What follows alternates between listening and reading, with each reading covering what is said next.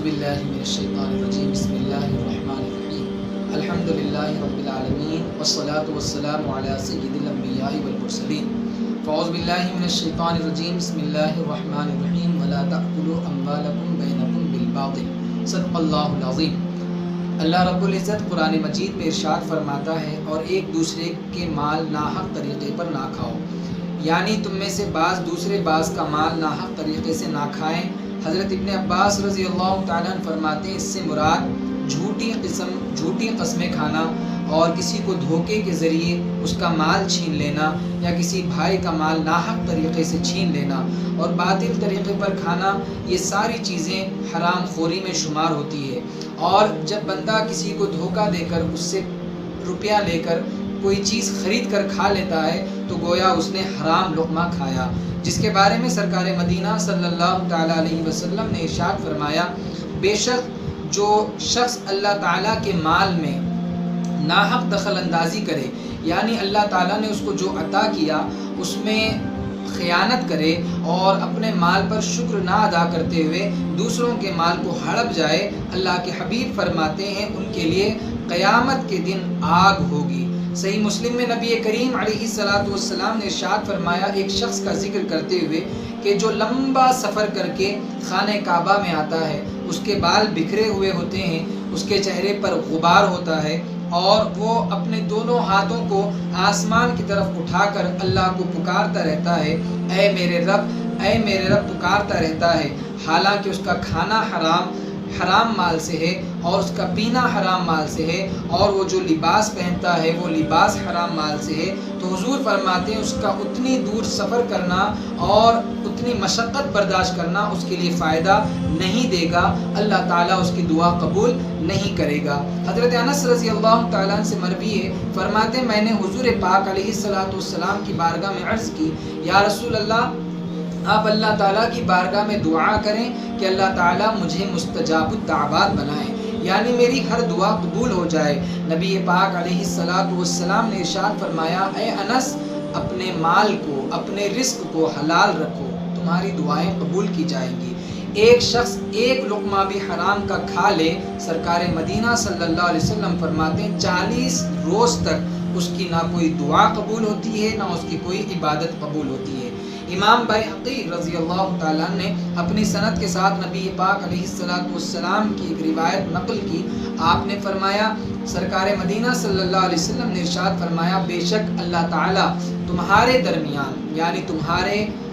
لیے تمہارے اخلاق اور تمہارا حصہ اور تمہارا نصیب دے دیا ہے، جس طرح تمہارے درمیان تمہارا رزق تقسیم کر دیا، اور بے شک اللہ تعالیٰ دنیا میں اس شخص کو بھی دیتا ہے جس کو پسند کرتا ہے اور اس سے بھی رزق دیتا ہے جسے پسند نہیں کرتا، اور کوئی بندہ جب حرام مال کما کر اس سے خرچ کرے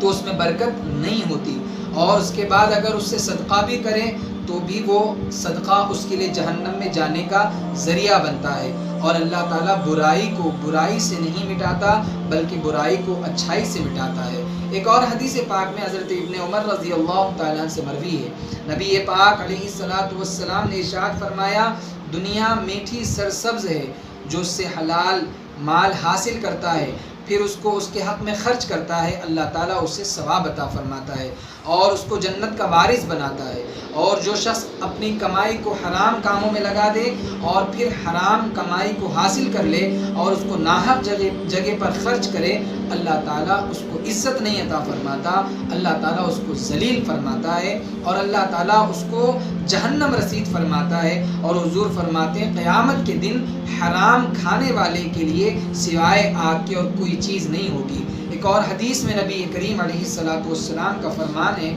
جو شخص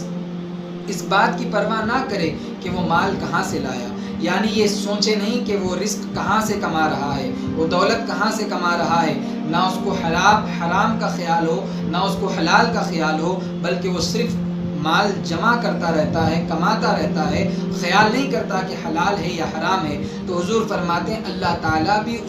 اس کے لیے اس بات کی پرواہ نہیں فرمائے گا کہ وہ قیامت کے دن جہنم کے کس دروازے سے جائے۔ ایک اور حدیث میں حضرت ابو ہریرہ رضی اللہ تعالیٰ عنہ سے مروی ہے کہ نبی پاک علیہ السلام نے فرمایا، تمہارے لیے اپنے منہ میں حرام لقمہ ڈالنے سے زیادہ بہتر ہے کہ تم اپنے منہ میں مٹی ڈال لیتے۔ عزیزان ملت اسلامیہ، ایک اور حدیث میں نبی پاک علیہ الصلوۃ والسلام نے فرمایا، ایک فرشتہ ہر روز صبح اور شام مسجد اقصی بیت المقدس پر ندا دیتا ہے، جو شخص حرام کھاتا ہے اور پھر اس کے بعد فرض ادا کرتا ہے، یا جو شخص حرام کھاتا ہے پھر اس کے بعد نفل ادا کرتا ہے، پھر وہ دعا کرتا ہے تو فرشتہ ندا دیتا ہے کہ اے مانگنے والے مانگ لے، نہ تیری عبادت اللہ کی بارگاہ میں قبول ہے، نہ تیری دعا اللہ کی بارگاہ میں قبول ہے۔ یہ لمحہ فکریہ ہے، آج پوری امت مسلمہ اللہ کی بارگاہ میں دعائیں کرتی ہے، بارش کے لیے دعائیں کی جاتی ہیں، بیماریوں سے بچنے کے لیے دعائیں کی جاتی ہیں، جبکہ دعائیں قبول نہیں ہوتی۔ ہمیں سوچنا چاہیے، ہر عبادت کرنے سے پہلے، ہر